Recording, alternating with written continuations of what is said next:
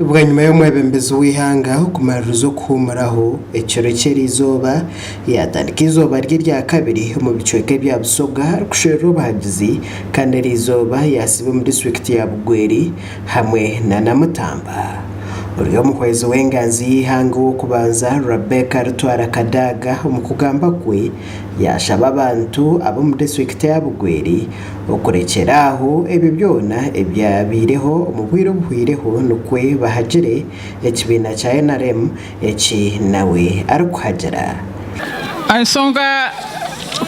kula ensonga y'abakyala excellency dukusaba nti ensonga y'erwaliro okolebwe ku mangu kubanga ensonga eri babisa bubi wodi bali tubamugamu abasaza n'abakyala kandi tusaba nti ebe priority byonna tubyetaagaye ensonga eyo ndikusaba gikolere ku bwangu.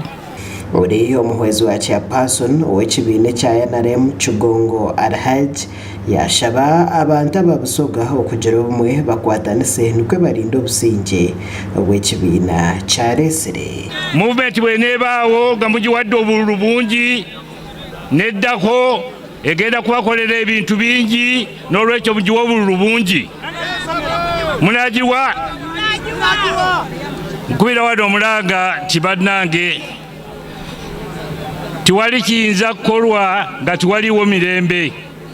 Uri omukyala w'omwebembezi w'ihanga Janet Kataha Museveni nawe yashabira President Museveni akaruru ari kugira ngo bogere okuha ekibiina kya NRM omugisha ogwo kurinda obusingye kandi ashobora ngo abantu bino kumanya ngo omuntu nuwe ari kweshariramo ekyari kwenda. Mwebale kwija Kale mama, we are here to salute the NRM for the work that it has done for our country, Uganda, and to listen to the work that has been done over these past 5 years. And we use the words to protect the gains.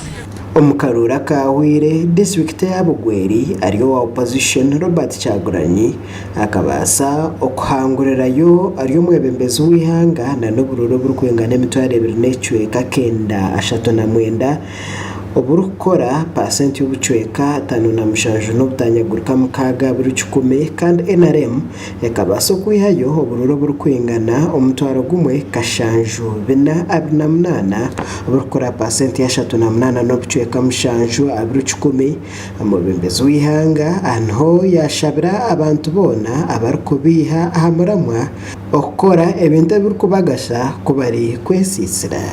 NRM has put 7 matofali to Uganda. Mu myaka 7 NRM etairewo bekozeewo amatafali 7. The first one ngeri soke itafali is peace. Neidembe. You know what lack of peace means. Mwidishe kitegeeza obutaba na idembe. You know how many people died because of that. Mwidi bantu bameka abaafa olw'okubulwa emirembe mu Iwanga muno. People like Haji Balunywa, I'm sure he was from this area. Abantu nga Babalunwa babali bava mu kitundu kyene kino. Shabani Nkutu ngoyo wa Busesa wene wano. So many people who died.